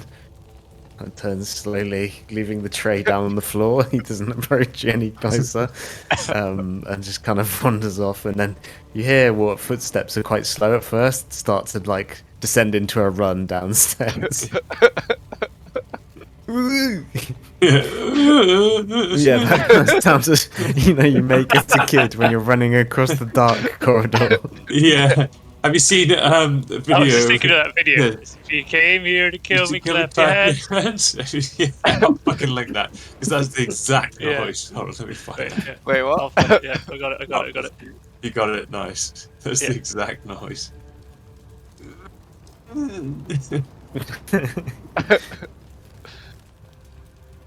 Chris? Amazing. Oh, what? Hold on. Oh, no. Got it. Sticking in general. Yeah, seeing the general. So the background to this story is this kid's uncle is hiding at his house. He was staying home alone for a few hours while his parents were away, and his uncle turned up at his house without him knowing and Alright, started so making I was noises. just chilling downstairs, right? And like, just out of nowhere, I hear a big bang, boom, Nice. upstairs, right? Sorry, I'm trying to load And- on a. I don't know what it is because I'm home alone. My a mom playlist and that my isn't really grandparents are the only people I live with, and my Um, dog. But my mom and my grandparents and my grandparents' feel like friend, if I play this one they again, went out it's to my gonna cousin's play football really game, weird tunes, and 'cause it did I last stayed time, here let's because see. I have to go to one of my friend's birthday party, right? So, if there's actually something here, then I am scared. Here, hold on, let me see. If you came here to kill me, clap your hands. It's just hilarious. The sound of the feet just slapping. Yeah, just bare feet. Came here to kill me, clap your hands. And his uncle just clap. Yeah, that's the noise that he made as he Oh, grew yes. He's fucking hauling ass. That's what I'm like. It's like pure adrenaline. Definitely the same noise. And the slapping of the feet on the concrete as well is perfect. Oh god, that's great. Okay, Yeah, sorry about that's right. Abard, I'm going to fling us into a bit of a quick cutscene, if that's right. I don't need 2 kidneys. I As you have sit everything I need down to right breakfast with the rest of your party, the bird sound outside is so this is very Western. It's not meant to be this kind of this much, but Zephyros's saloon doors swing and the breeze. The Everyone at the table jangle looks of at each other. spurs. Yeah. Got space for one more at that table, he says, sitting himself down. One single sausage left. 4 Yeah. people enter the room.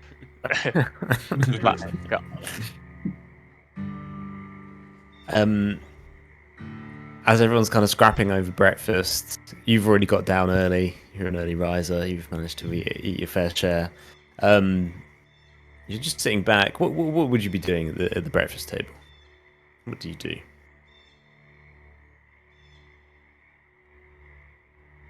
Abard is making a real point of not pouring himself any drinks or getting any food, and just kind of like staring with his hands, his palms folded, just staring at Nubs, seeing as he made him some food yesterday. He's kind of just talking, maybe an arrangement could be made here.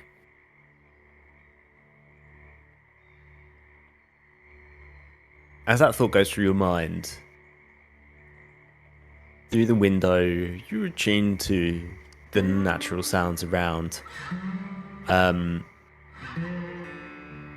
you hear a screech that sends a tingle down your spine. You recognize this type of bird call anywhere.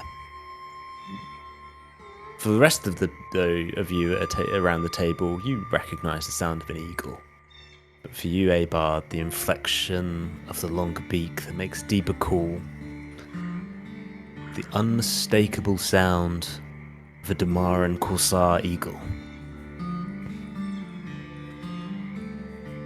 They are known for, in essence, being a homing pigeon on steroids. Used throughout your family through the ages as a means to send messages to each other, for you aren't necessarily magic folk, you rely on different means. What do you do? Abard kind of like sits at attention, like every hair on his body stands up on end, and he thinks in a moment. I think I'm about to get a letter. Could it be?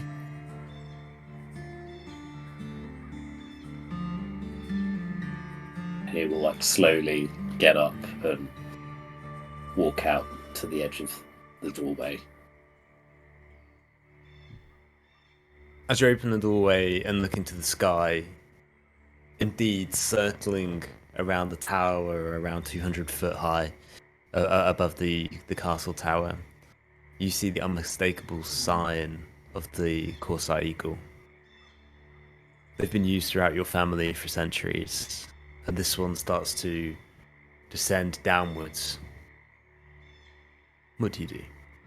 Abard will immediately get his telescope out, just like one-handed, just like flip it and have a look, and he's going to see if... I'm going to guess these are quite a rare, kind of quite prized animal.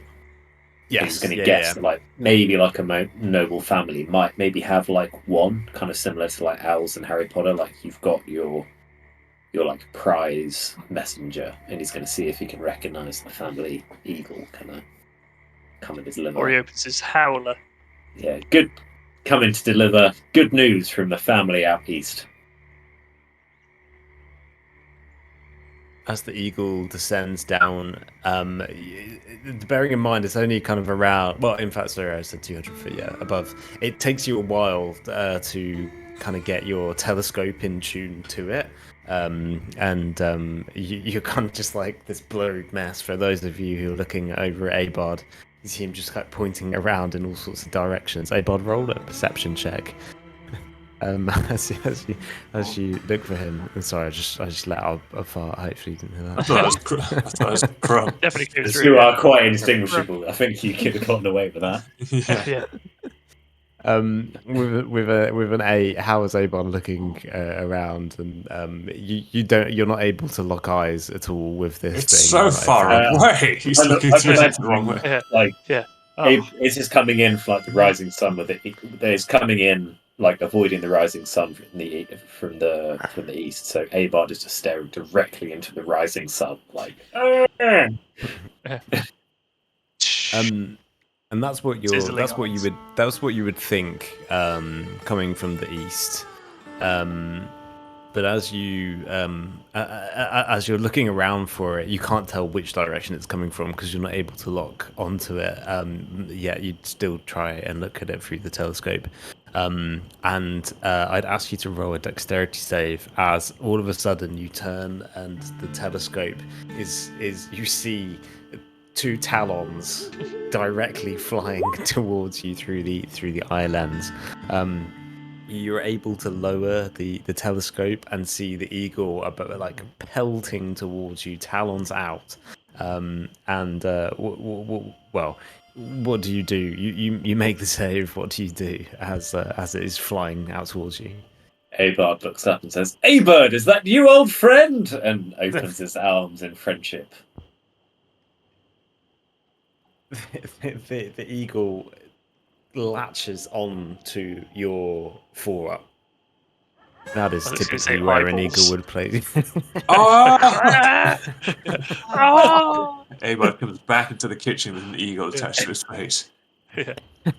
Yeah, Abard is wearing his helmet, like massive, like medieval sallet with feathers, and just like a velvet dressing gown.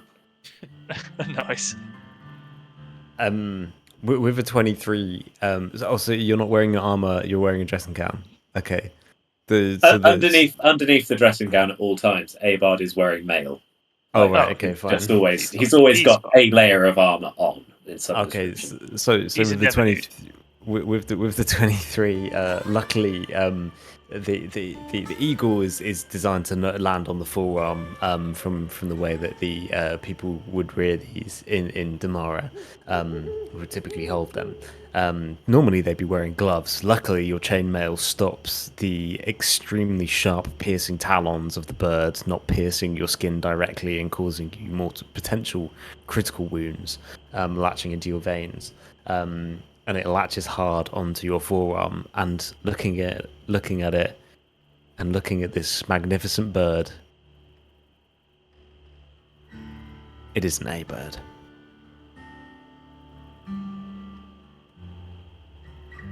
It isn't a bird you recognize, but it is certainly a Damaran Corsair eagle.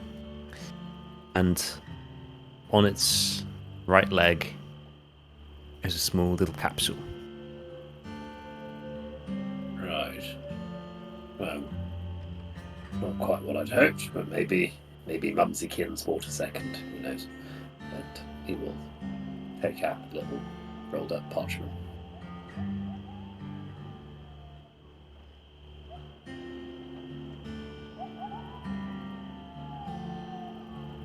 As you unravel it,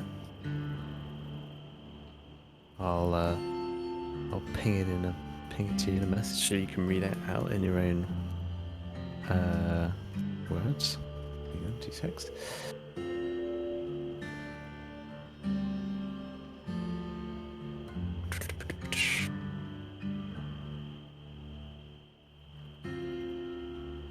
Oh, for some reason it sent it as a message, as an image, but there you go. All good. It's in. Abard, of course, reads this the only way that he can do, which is in extreme volume. Brother, we have reached the town of Mirar a few days ago, a sight for sore eyes. It reminds me of the villages back home. The wind is bitter and the women are well-bosomed. I have already made acquaintance with the local wench, who was rather complimentary of the helmet posterior, and had sworn that she had seen one of ample cheeks before. Maybe one of father's escapades when he was younger! Exclamation mark. The pirates fare well. We only lost a few to other quests and women up on the inns of the road.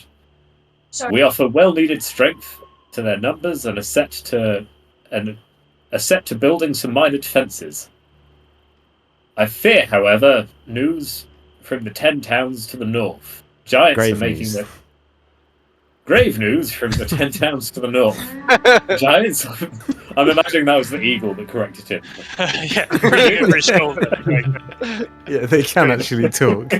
Yeah. Incredible animals, I swear. Yeah.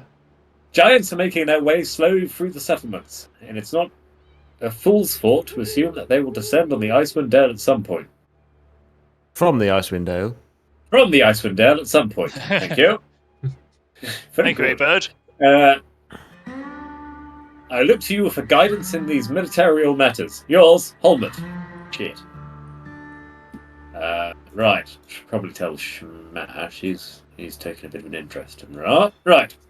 Abard will go back through to the breakfast table, still with the eagle on his wrist. And he's going to walk over to the breakfast table, kind of pick up a sausage, and then just offer it to the bird. I imagine it's going to starts nibbling away at it. Yes. It doesn't nibble it, it opens its gullet and eats it in one, flinging it back and... Right. Another sausage. Fellows, I bring news. Completely... breakfast? Yes. Granted, Icewind I Dale. am the bird.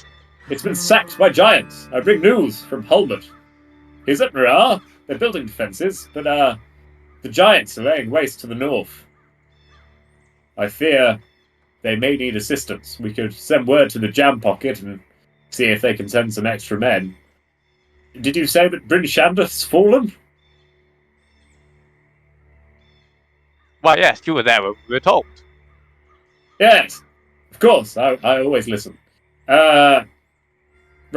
Frost Giants, was it? I forget. Right, yes. Give us, let me look at my notes. Maybe. Just Nubs looking up from. Yeah, maybe I was going with. You would imagine it would be from from that area of the world. Right. Good. Shamak, Mirar is in peril. Why, let's send everything we've got. Send word to the Jam Pocket immediately. Obviously, we'll have to get going as soon as this fellow can get.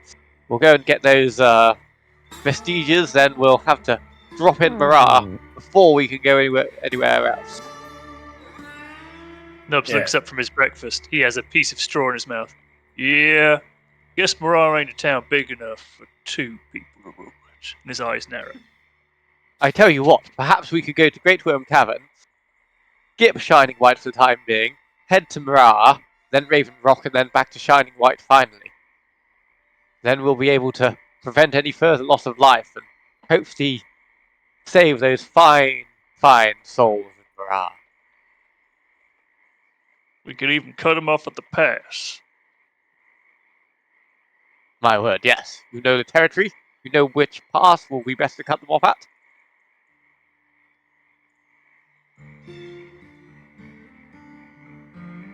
Yeah. Nubs? No. Sorry, Nubs has come too. So we're like, sorry, I'm a bit hungover after last night. Yeah, we could do that. But I think we should just basically beeline it straight there, to be honest with you. Yes. I can use this bird here to send word to the Icewind Dale and then back to my brother, I suppose. We don't have that little messenger dragon thing around anyway, do we? Is that off sending a message somewhere? I was off to do something. I don't know if it's ever going to come back, to be honest. Seems a little bit sassy, if I remember correctly from last time.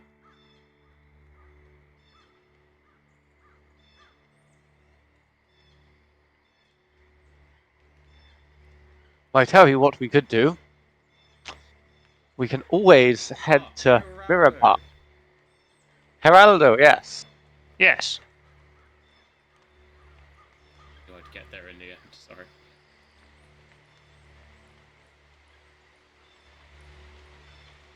Yes, when did we last see Geraldo? Was it at the Yak Village? Feels like it was. I believe so, yes.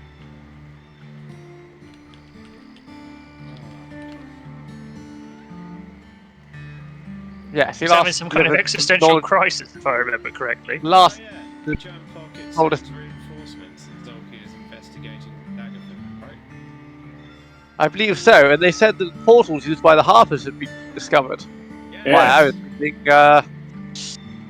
let's just have a look at this map again. So, Most importantly, there is we were promoted to Commanders of the Pocket. Aye, we were.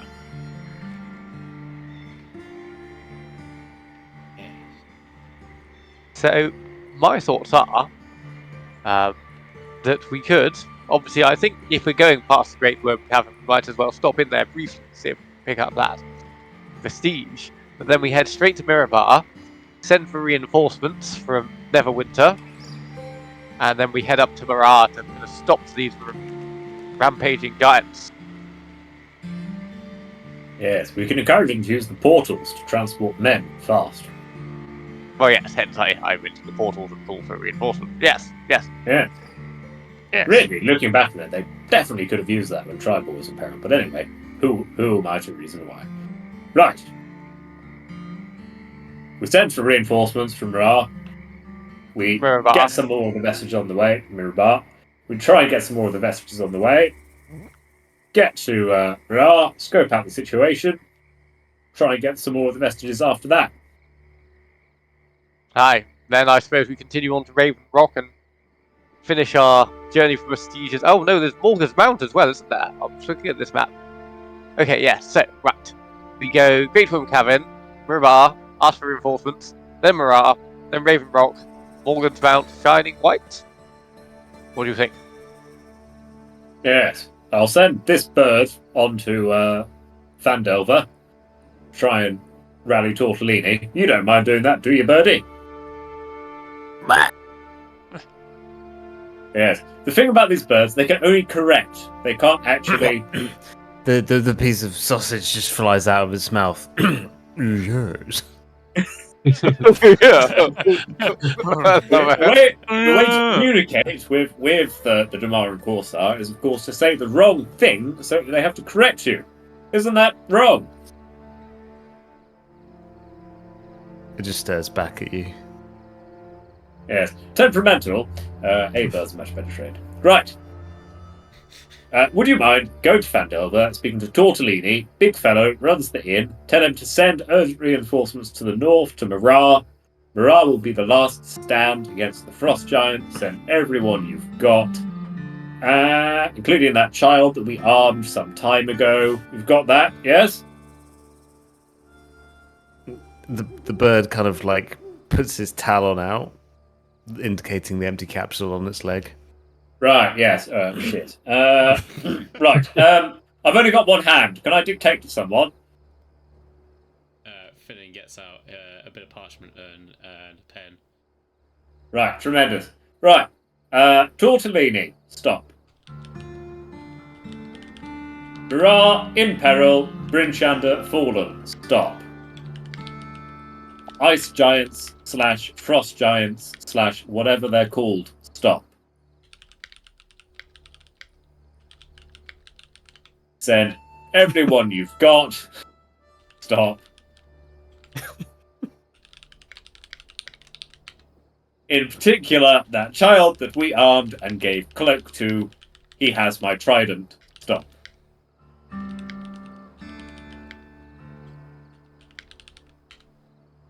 Additionally, anyone else you have, ideally more proficient in combat, such as knights, mercenaries, people with armor. Stop.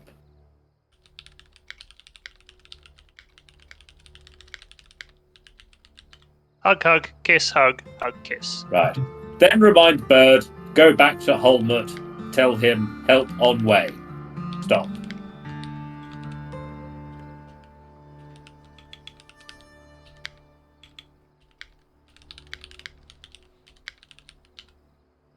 Right. Many thanks. All the best. Here's to you, XX. Abard. LP.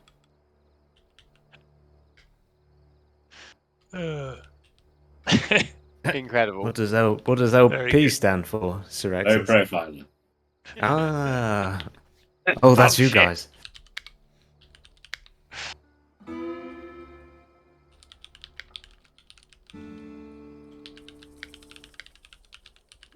Right. Okay.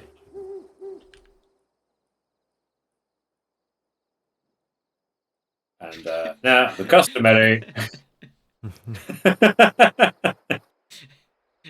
I imagine it's like literally as it's written here with all the errors. It's just like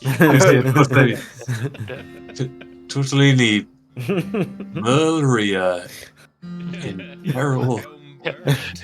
You know that picture of, was it that guy, as if Samuel Pepys or something, like reading the letter, like sort of like, what the that's the someone that's reading, like frowning at it, like, what the hell am I reading? I didn't say I was great.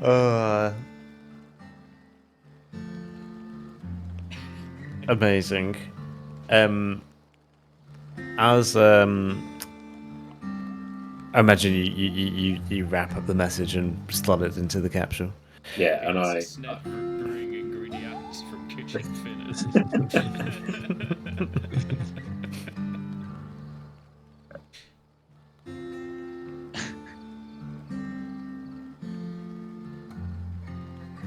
Sorry, ingredients. Ingredients. Credits. Medley's bringing ingredients. Yeah. Okay. As you as you put the message into the capsule, the bird accepts, and the bird. How do you do it, Apard? You've had some experience with these eagles. How do you get it back in there? A-bird proffers the customary message price of a singular boiled egg, which I imagine is gulped down in a singular bite. And he then says, "Winds be with you, little man. Fly now. Fly straight, fly true. Do not let wind nor rain nor bolt of lightning stop you. Tulu." I imagine it flies off. Amazing. I will look and watch the eagle fly out of the window. That's where we'll end the session. Perfect.